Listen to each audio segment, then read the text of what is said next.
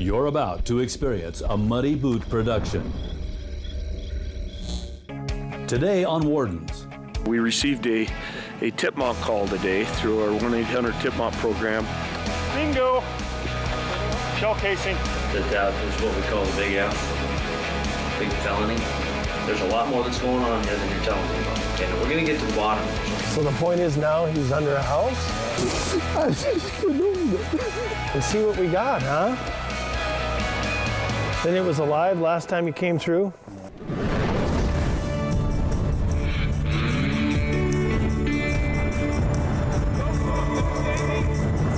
know what you did wrong? You're before shooting hours.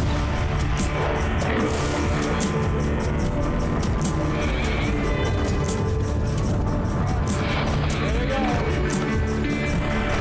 You want to go to jail, Dave?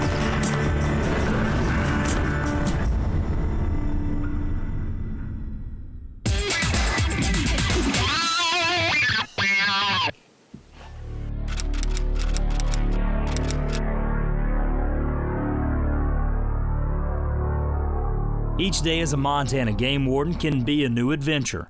Most start out with a plan, but things can change with a simple phone call. I just started in the Deer Lodge District on July 1st. I'm originally from Butte, so it was kind of getting back closer to home for me, which is kind of nice. Warden Joe Camic starts his day early during hunting season with plans to be on the Spotted Dog Wildlife Management Area checking hunters. He receives a phone call of possible illegal activity, and Joe is on the move, traveling to the opposite side of the Deer Lodge Valley. How's it going? Good, how you doing? Killed that elk yet? Where's that? I already got it hung up. Poachers is gone. All right. It's at home. When'd you get it? She got it on the 24th. Oh, good. Good. Yeah. Operation Mac Pass takes place in Region 2, 15 miles west of Helena, Montana, on top of McDonald Pass. So we get a tip-mount call, and I'm hung up on a call, and Helena guys are hung up on a call, and Mike Otman, sergeant out of Helena, he's going to respond, and as soon as we get cleared up with other call, we meet him on top of Mac Pass. We received a tip-mount call today through our 1-800 tip-mount program. Possible elk violation, a lot of shots fired, some elk that went down, and possibly some elk that were not field dressed and left. Mike's able to respond to the call. He gets there fairly quick. He hadn't talked to the informant at that point, but he kind of had an idea what was going on from the tip-mount call that came in. We're standing on top of the Continental Divide, which is McDonald Pass, which is the boundary between Region 3 and Region 2. He did locate the suspects and talk to them a little bit about it. They claim that 2 elk were shot, both by license holders, and when Mike asked them about the 3rd elk, they didn't have any idea what he was talking about. The site that we're going to go in and investigate some elk, possibly illegal elk, will be in Joe Camic's area out of Region 2, Hunting District 215. We're just waiting for the informant to come back up and hike us into the location where all this developed. The informant witnessed 2 hunters knock down 3 elk from a distant ridge. He takes Sergeant Otman and Camic to his vantage point to explain where everything happened and describe what he saw. No, not that far. It was closer to us than that blue line. Sergeant Mike Otman leads this operation. He's been with the Montana Fish, Wildlife, and Parks Law Enforcement Division for 27 years and works in Region 3. We'll go in and investigate the area, see what we find. We know that the elk are still in there that are tagged. They haven't got them out yet. There's one set coming out of here, but I think the rest of them are going in. An incredible informant, eyewitness to the whole thing, watched it from quite a distance away through his field glasses. Was able to tell us what happened, and then actually went back up on the mountain with us. Yep, we're up here on the top after about a mile hike, all uphill, and where we're at appears where all the elk were at this morning when the hunters came in. We haven't found the elk, the dead elk yet, but we're definitely in the right area and we're real close. The informant would have been standing on over yonder, looking right onto this.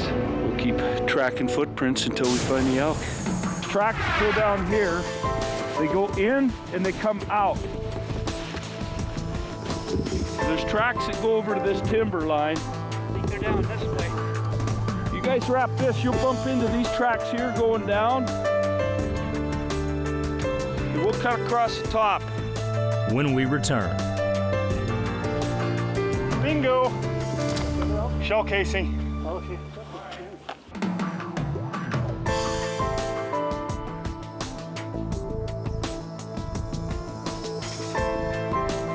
a concerned hunter witnessed 2 other hunters shoot 3 elk in his phone 1-800-TIP-MOD. He is accompanying Wardens Mike Otman and Joe Camic back to the actual scene to help locate evidence. I think the shooting occurred right here. We'll wait for you. Yeah, here you go. Looks like they wrapped, hey guys, they wrapped around this knob. So I think the shooting started up here in the trees. I'm gonna wait for you though so we can look for some brass. They follow tracks to move into where they believe the shooting took place. Bingo! Shell casing. It's gonna be kind of hard to get a foot imprint, Mike, but we can look going that way.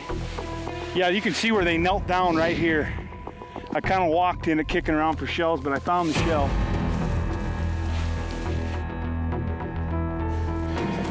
Looks like a 300 Weatherby mag right here. I imagine there's got to be more. 50 miles north in Region 4, near Wolf Creek, Montana, Warden Brian Goalie is heading to meet a couple of hunters in need of some assistance. He's going to meet them at the local filling station. So what's going on then? So what happened was late afternoon. Yesterday. Yesterday. Okay. He shot his deer, little 2-point, Okay. about what, 4:30, 4:20, right about then. Okay. And we climbed up the hill, got it, cleaned it out, drug it down the hill, got it to the back of the truck, getting ready to put it in the truck. And turned around, something caught my eye and looked. Here comes this 2x3. Well, I couldn't tell it was 2x3, but nice buck, you know. I was walking by and hey, you know. Your buck. Yeah. so I shot it, and just as I shot, he jumped, and I ended up hitting him in the rear end. But he dropped like a sack of potatoes. Boom. So we thought he was Right. done. Right. So, I mean, he was laying there, right? So we Right. went back, took care of my deer, finished getting in the truck and all wrapped up. Got it in the truck. I got my tag out, Okay. notched it for Okay. yesterday, and went walking up there, and it was dark out by then. And just For the most part, yeah. For the most part. And all of a sudden it ran down into the marina. Uh-oh. So we just. So it's back. under a trailer down Well, there. we backed off a little bit and thought, okay, it's gonna let it go. We saw it fall down. It kind of got down a little hole and it fell down. I go, it'll die. Okay. It's wounded, you know, it'll die. So we waited, what, 20 minutes, 15 minutes? Yeah. We kind of got up and we got out of the truck, started And he walking got that up. way, and he got up again. He started walking up the little road to go up the hill, but he didn't go very far. I seen him lay down. So I said, well, he laid back down. Let's leave him alone. So we waited a little bit. Actually, he went down to the grass, not down the boat launch. The boat launch isn't there. Well, he went down the hill and over onto the boat launch and then into the water. Okay. And he swam across, and then on the other side, they got like a little dock thing out there. Yep. There's another ramp thing there, and we couldn't see him anymore. And but we heard him get out of the water or something. Okay. Okay. I'm listening. So we went down there, and he let us walk right up to him. I thought he was dead, so I wrapped a rope around him, so we started to drag him out. Right. Got about halfway up the ramp. Half up the ramp, and he stood up. Really? Yeah. Okay. Is this going to get even? Is this going to get even better? Wow. Well, he just. So then what happened? So we just let him sit down for a little bit. Now, well, let's leave him alone for about 15, 20 minutes. So we just left him alone, and 20 minutes later we come back. He's sitting there looking at us. Wow. Oh, dang it, you know. So I don't know, we sat an hour or so, Yeah. just sitting in the truck and you know, we'd get out and go check. We did try to drag him a little bit farther up off the boat ramp. He was still alive? So, Yeah. Why didn't you just So, cut him throat or something? We couldn't get close. He crashing his head. Okay. Yeah, we could get up and he started crashing his head. So the point is now he's under a house? Could this story get any more odd? Find out when we return.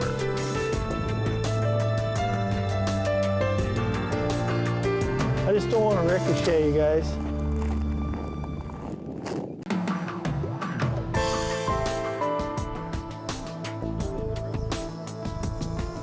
Warden Brian Goalie has come across a couple of hunters having trouble recovering a wounded deer, and their story just keeps getting better.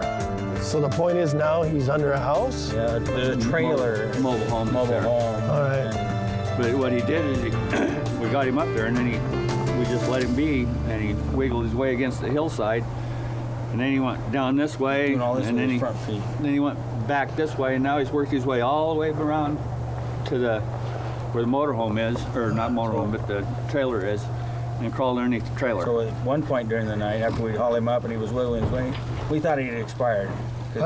We went up there, he even let us. You shake it. Yeah. We'll let you go. Okay. So anyway, then we thought he was expired, so because he was just laying there. We even went up, we got the rope off him. Right. We got it off him, and then he was like, you know, and then he laid his head down. So okay, so basically, Wow. we went and sat in the truck until midnight, just waiting for him to expire. Every time we got up, he'd move 15 feet this way or 15 feet that way. Wow. And finally, we were too tired. Okay. We went back. Oh, well, let's go get him. I'll follow you guys up, and you show me where he's at, okay? All right.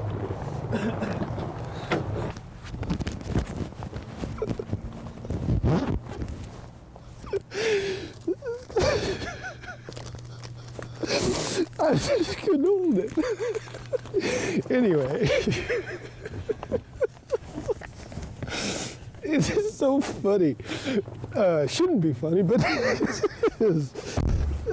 Anyway, hopefully we can get this deer killed, because evidently these guys are having a really tough time. 50 miles to the south in Region 2, Wardens Mike Otman and Joe Camic are investigating a scene with possible over-limits on elk. They've already found evidence of where the shooting originally took place. Place where it lays.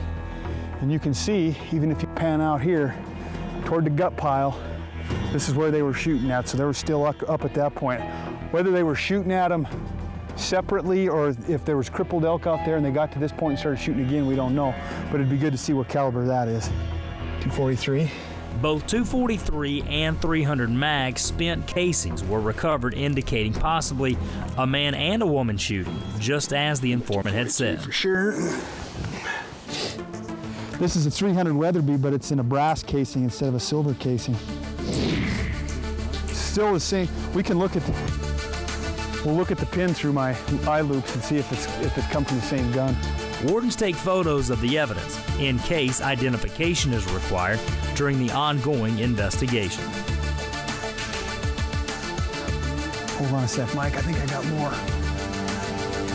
Yeah, I'm done taking pictures. Now, okay. Now we're into a different one. Now we're into the same silver again, so he's just got a melee, a different. Which is different. So yeah, so now we're back to 300 Weatherby mags again together.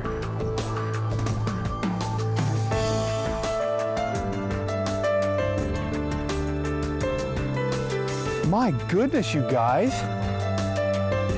When we return, it's back to the wild deer story, while the search for more evidence continues. Wow.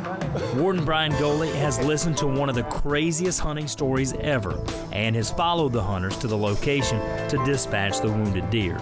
So I'm sure they shot it up here. It comes down and swims across this bay, and it's got to be underneath one of those campers down there is what I'm assuming. Well, let's go have a look-see and see what we got, huh? Then it was alive last time he came through? So the point is now he's under a house? Yeah, the trailer. Mobile home. Mobile home. All right. But what he did is we got him up there, and then we just let him be, and he wiggled his way against the hillside, and then he went down this way, Doing all this and with then his front feet. Then he went back this way, and now he's worked his way all the way around to where the motorhome is, or not Okay, motorhome, still but alive. the trailer is, and crawled underneath the trailer. So at one point during the night, after we'd haul him up and he was wiggling his way, we thought he had expired. Uh-huh. We went up there, he even let us shake it. Yeah. Okay. So anyway, then we thought he was expired, so because he was just laying there. We even went up, we got the rope off him. Right. We got it off him, and then he was like, you know, and then we let it down. Let's see if he'll move just a little bit. Basically, Just past that rock. We went and sat in the truck until midnight, just waiting for him to expire. Every time we got up, he'd move 15 feet this way or 15 feet that way.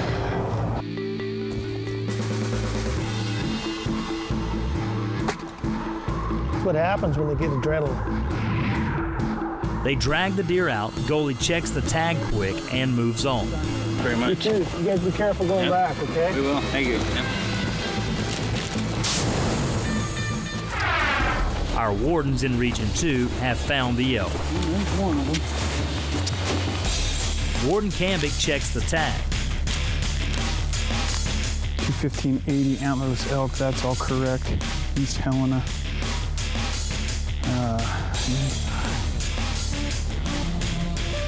You know what's interesting?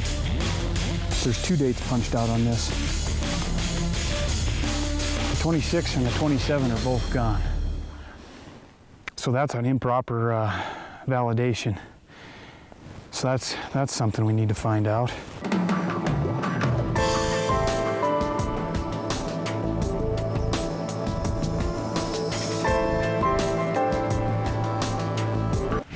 The informant had witnessed 2 hunters shoot 3 elk.